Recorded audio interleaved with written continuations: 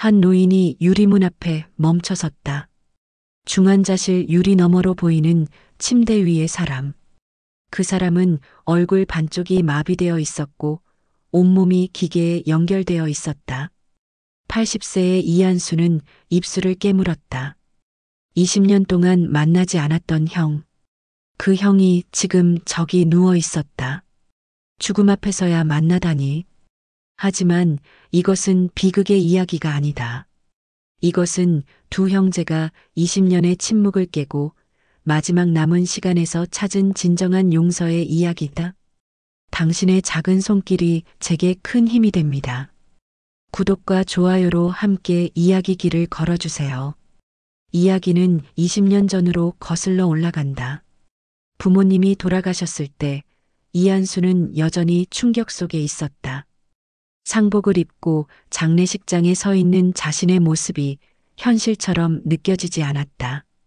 부모님을 잃는다는 것, 그것이 무엇을 의미하는지 아직 정확히 깨닫지 못하고 있었다. 유산 분할은 그 충격을 더욱 깊게 만들었다.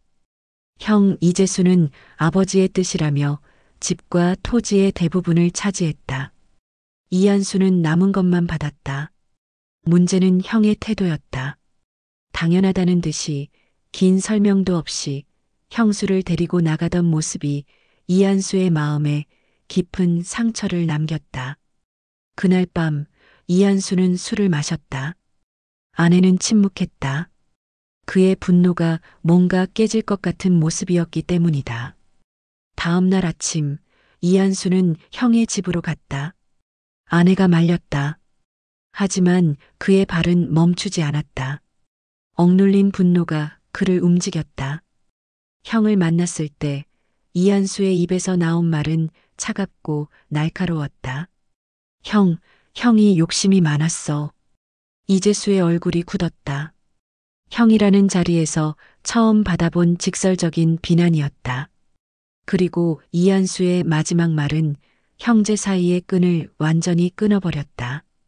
나는 형을 용서 못해. 침묵이 흘렀다. 그 침묵 속에는 분노도, 억울함도, 형제에도 모두 녹아 있었다. 형의 얼굴은 서서히 빨개졌다. 그리고 그가 내뱉은 말은 동생을 더욱 상처 입혔다. 내가 뭘 안다고 그래? 부모님 사정도 모르면서. 그것이 시작이었다. 그 이후로 두 형제는 등을 돌렸다. 처음 몇 년은 견딜만 했다. 시간이 상처를 어느 정도 무디게 해주는 것처럼 보였다. 하지만 그것은 착각이었다. 명절마다 이한수의 마음은 무거워졌다. 추석이나 설날 아침 아내가 물었다. 형네 안 갈 거야? 이한수는 침묵했다. 잠시 후 확실한 목소리로 대답했다. 안 간다. 그 대답 속에는 여전한 분노와 상처가 살아있었다. 아내는 더 이상 말을 꺼내지 않았지만 그녀의 한숨은 이한수의 귀에 크게 들렸다. 가족 모임이 있을 때도 마찬가지였다. 친척들이 물었다. 형은 어디 있냐고. 이한수는 진부한 핑계를 대거나 그저 말을 돌렸다. 친척들의 눈초리도 점점 달라졌다. 처음엔 동정이었다. 나중엔 짜증이 섞였다. 그리고 마지막엔 그냥 외면이었다. 형수와 재수는 이 사이에서 지옥을 경험했다. 형수는 명절마다 이한수의 아내에게 연락했다. 올 수 없을까 묻고 혹시 형이 화 풀었을 거라 기대했다. 하지만 대답은 항상 같았다. 세월이 흘러도 상황이 달라져도 그 대답은 변하지 않았다. 그 사이에 이한수에게는 아이들이 생겼다. 3명의 아이들이 자라면서 그들은 의문을 품기 시작했다. 아빠, 큰아버지는 왜 안 만나요? 어린 딸의 질문이 이한수의 가슴을 철렁하게 했다. 그는 대답했다. 성인으로서 무언가를 설명하는 태도로. 어른들 사정이 있어, 아기. 하지만 아이는 이해하지 못했다. 아이의 눈에는 이 설명이 변명처럼 들렸을 것이다. 나중에 아들이 물었을 때도 이한수는 같은 말을 반복했다. 그때마다 그는 자신의 마음이 조금씩 무거워지는 것을 느꼈지만 그 감정을 직시하지 않으려 애썼다. 그렇게 세월이 흘렀다. 5년, 10년, 15년. 이한수는 나이를 먹었다. 거울 속에 자신의 얼굴이 낯설어질 정도로 검은 머리는 하얀 머리로 변했고 팽팽하던 피부는 주름으로 덮였다. 그런데 이상한 것은 나이가 들수록 형에 대한 분노가 희미해졌다는 것이다. 대신 그 자리를 채운 것은 다른 감정이었다. 후회. 그것은 천천히 눈에 띄지 않게 그의 마음을 침식했다. 새벽에 깬 아내를 옆에서 봤을 때, 명절 때 형수의 화려한 모습을 멀리서 봤을 때, 아이들이 다른 사촌들과 노는 것을 보지 못했을 때, 그 후에는 조용히 그를 엄습했다. 하지만 그는 여전히 첫 발을 떼지 않았다. 자존심이 그를 묶고 있었다. 먼저 연락할 수 없었다. 그것이 지는 것처럼 느껴졌기 때문이다. 마치 내가 미워한 형에게 무릎을 꿇는 것 같았다. 그래서 이한수는 그 자존심을 들었다. 보호막처럼. 그리고 그것 때문에 20년이 흘렀다. 2024년의 어느 날 이한수가 저녁 식사를 하고 있었을 때 전화가 울렸다. 형수였다. 이한수는 받을지 말지 잠깐 고민했다. 하지만 곧 받았다. 혹시 모르는 불안감이 그의 손을 움직였다. 형수의 목소리는 떨리고 있었다. 그것은 평온한 목소리가 아니었다. 그것은 공포 속에서 나오는 목소리였다. 형님이 쓰러지셨어요. 이한수의 심장이 철렁 내려앉았다. 병원에 계세요. 중환자실에 있어요. 이한수는 전화를 붙들었다. 입술이 말라갔다. 손가락이 떨렸다. 무슨 병인데요? 형수의 목소리가 더욱 부서졌다. 뇌졸중이에요. 의사가 말하길 많이 위험하대요. 전화를 끊은 후 이한수는 한동안 움직이지 않았다. 아내가 몇 번을 불렀지만 들리지 않는 것 같았다. 그는 멍하니 앞을 바라보고 있었다. 머릿속이 복잡했다. 생각들이 물밀듯이 밀려왔다. 형이 죽어. 20년 동안 만나지 않은 형이 지금 죽어가고 있다고? 그렇다면 지금 가야 하나? 하지만 20년을 침묵으로 지낸 내가 지금 병문안을 가? 그게 맞나? 아내가 옆에 앉았다. 말을 하지 않았다. 그저 손을 잡았다. 그 따뜻한 손의 압력이 이한수를 현실로 돌려놨다. 남은 시간 후회 없이 살아야 하지 않을까? 그 생각이 들었을 때 이한수는 결정을 내렸다. 며칠이 지났다. 이한수는 병원으로 향했다. 차 안에서 손가락은 계속 떨렸다. 심장은 불규칙하게 뛰었다. 무엇을 말해야 할지 몰랐다. 형은 자신을 보고 무슨 생각을 할까? 환영할까? 아니면 거부할까? 그런 생각들이 뱅뱅 돌았다. 중환자실 입구에 도착했을 때 이한수의 발은 무거웠다. 마치 수백 킬로그램의 무게가 그 위에 올려져 있는 것 같았다. 유리문을 통해 형이 보였다. 침대에 누워있는 형의 모습에 이한수의 호흡이 멎을 뻔했다. 몸이 기계에 연결되어 있었다. 산소 마스크를 쓰고 있었다. 그리고 얼굴. 반쪽은 마비되어 있었고 다른 반쪽은 침착할 수 없는 근육의 움직임으로 일그러져 있었다. 저 사람이 형이라니. 기억 속의 형은 달랐다. 강했다. 건강했다. 자신감이 넘쳤다. 돈 문제로 싸울 때도 그 형은 여전히 강했다. 분노조차 크고 당당했다. 하지만 지금 침대 위에 누워있는 사람은 닿았다. 나약했다. 늙어 보였다. 마치 비바람에 맞은 종이처럼 여리어 보였다. 이한수의 눈에 눈물이 맺혔다. 그것은 분노의 눈물이 아니었다. 후회의 눈물도 아니었다. 아직도 만날 수 있다는 것에 대한, 그리고 이 모습을 보게 되어야만 하는 것에 대한 복잡한 감정의 눈물이었다. 형수가 나왔다. 그녀의 얼굴도 남편의 상태만큼이나 심각했다. 눈은 충혈되어 있었고 얼굴은 수척했다. 몇 날 밤을 못 자 본 것 같은 표정이었다. 하지만 이한수를 보자 그녀의 눈빛이 조금 밝아졌다. 고마워요. 와줘서. 이한수는 아무 말도 하지 못했다. 목이 조였다. 형수의 그 말 한마디가 20년의 침묵을 단번에 무너뜨렸다. 형수가 계속 말했다. 그녀의 목소리도 떨렸다. 형님이 깨어나면 당신을 만나고 싶어 할 거예요. 줄곧 후회했거든요. 후회? 이한수가 물었다. 형수의 말이 이해가 안 갔다.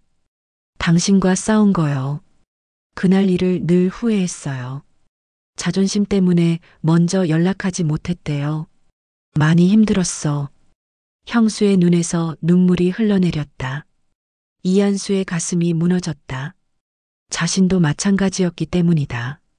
20년 동안 자신도 후회했다. 자신도 자존심 때문에 먼저 연락하지 못했다. 미안하다는 말 한마디가 그렇게 어려웠다. 그것이 인간의 비극인가? 같은 감정으로 고통받으면서도 그것을 나누지 못하는 것. 일주일이 지났다. 형이 깨어났다는 소식이 전해졌다. 말은 제대로 못했지만 의식은 있었다고 했다. 이한수는 다시 병원으로 향했다. 이번에는 주저함이 덜했다. 하지만 여전히 긴장했다. 병실에 문을 밀고 들어갔을 때 형은 이한수를 보고 눈을 크게 떴다. 그 눈빛 안에 무엇이 있었는가? 인식? 그렇다. 그리고 그 이상의 것이 있었다. 깊은 감정의 물결이 그 눈에 담겨 있었다. 형의 입이 떨렸다. 소리를 내려고 애썼다. 하지만 무엇도 나오지 않았다. 뇌졸중이 형의 음성기관을 앗아갔다. 대신 흘러나온 것은 눈물이었다. 크고 뜨거운 눈물이 형의 볼을 타고 내려갔다. 그것을 보며 이한수도 울음이 터졌다. 이한수는 형의 손을 잡았다. 형의 손은 무척 가늘었다. 마르고 차가웠다. 이 손이 예전에는 얼마나 따뜻했는지 기억이 났다. 어릴 때 이 손이 자신을 어디론가 데려가 주었다. 높은 곳에 올려놓아 주었다. 안전하다는 느낌을 주었다. 그 손이 지금 이렇게 변해 있었다. 이한수는 목이 메인 채로 말했다. 형, 미안해. 내가 잘못했어. 형은 약한 힘으로 고개를 저었다. 힘겹게 입을 떼었다. 말이 명확하지는 않았지만 이한수는 알아들었다. 아니야, 내가 미안해. 형의 음성은 기계 같았다. 하지만 그 속에 담긴 감정만은 명확했다. 진심이었다. 두 사람은 울었다. 80세와 83세의 노인이 마치 어린아이처럼 울었다. 억눌렀던 감정이 20년의 침묵이 모두 눈물로 흘러나왔다. 분노도 녹아내렸고 억울함도 사라졌다. 자존심도 부서졌다. 그 자리에 남은 것은 형제뿐이었다. 형은 한 달을 더 입원했다. 이한수는 매일 병문안을 갔다. 처음에는 어색했다. 무엇을 해줄 수 있을까 고민했다. 하지만 시간이 지나면서 그것이 자연스러워졌다. 휠체어를 밀어주었다. 나가 형 힘내. 형수가 준 미음과 죽을 한 숟가락씩 떠먹여 주었다. 형이 목을 힘겹게 넘길 때마다 이한수는 조심스러웠다. 마치 유리처럼 깨질 것 같은 형을 다루고 있었다. 밥을 다 먹고 나면 이야기를 들어주었다. 형은 말하기가 어려웠지만 여전히 무언가를 전하려고 노력했다. 한두 음절, 때로는 신음 같은 소리로 이한수는 그것을 해석해내려고 애썼다. 그리고 대부분의 경우 정확하게 형의 의도를 파악했다. 20년의 침묵도 이제 상처가 아니라 이해의 깊이가 되어 있었다. 어느 날 형이 힘겹게 물었다. 너 왜 이렇게 잘해줘? 이한수는 웃었다. 마음 깊은 곳에서 나오는 웃음이었다. 형이니까. 그 대답이 형에게는 모든 것을 말하는 것 같았다. 20년의 침묵, 상처, 후회, 그리고 결국 남겨진 것은 형제라는 사실. 그것만이 남겨진 것이었다. 형도 웃었다. 반쪽 얼굴만 움직였지만 분명 웃는 것이었다. 퇴원날이 왔다. 형과 이한수는 함께 차에 올랐다.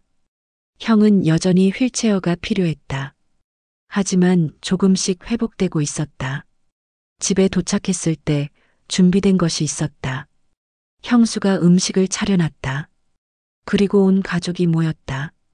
조카들도 있었고 이한수의 아이들도 있었다. 20년 만에 한 식탁에 모인 것이었다. 이한수의 딸이 물었다. 아빠, 큰아버지 괜찮아요? 네, 괜찮다고 하시겠지. 형을 바라봤다. 형은 아이들을 보며 다시 웃었다. 아직 부족하지만 분명한 미소였다. 식사가 시작되었다. 모두가 침묵 속에 먹고 있었다. 이상한 침묵은 아니었다. 불편함이 아니라 긴 시간을 견뎌낸 후에 안정감 같은 침묵이었다. 그때 형이 잔을 들었다. 손이 떨렸지만 혼자 들었다. 형수가 옆에서 도우려고 했지만 형은 손을 저었다. 자신의 의지로 그 잔을 들어 올렸다. 그리고 말했다. 동생아, 고맙다. 목소리가 명확하지는 않았지만 모든 사람이 들었다. 그 감정은 명확했기 때문이다. 이한수도 잔을 들었다. 형, 나도 고마워. 두 사람은 잔을 부딪혔다. 맑은 소리가 났다. 그 소리는 단순한 물질의 충돌음이 아니었다. 그것은 20년의 침묵이 깨지는 소리였다. 분노가 녹아내리는 소리였다. 그리고 형제가 다시 만나는 소리였다. 모두가 그 소리에 귀를 기울였다. 그 밤 이한수는 한참을 생각했다. 용서란 무엇인가? 자신은 20년을 그것을 미루었다. 형을 용서할 수 없다고 생각했다. 부당한 유산 분할, 자존심 상한 태도, 그 모든 것을 형서할 수 없다고 확신했다. 하지만 이제 알았다. 용서는 상대를 위한 것이 아니었다. 자신을 자유롭게 하는 것이었다. 20년 동안 이한수는 분노의 감옥에 갇혀 있었다. 그 감옥의 열쇠는 형이 가지고 있는 것이 아니라 자신이 가지고 있었다. 형을 미워하면서 정작 자신이 고통받았다. 명절마다 가족을 외면했고 아이들에게 어른이 되어주지 못했고 매일 아침 일어날 때마다 그 감정을 들었다 놨다를 반복했다. 형은 어떨까? 형도 같은 고통 속에 있었을 것이다. 형수가 말했다. 형이 줄곧 후회했다고. 자존심 때문에 먼저 연락하지 못했다고. 같은 고통이 두 사람을 나누고 있었다. 하지만 이제 그 고통이 함께하는 감정으로 변했다. 이제 두 형제는 자주 만난다. 형의 재활을 돕기도 하고 함께 산책도 하고 옛날 이야기도 나눈다. 어렸을 때 이야기, 부모님 이야기, 웃었던 일, 울었던 일. 시간은 돌아오지 않지만 남은 시간을 함께 할 수 있다. 그것만으로도 충분하다. 어느 날 형이 말했다. 이한수의 손을 잡으며 우리 시간이 얼마 안 남았어.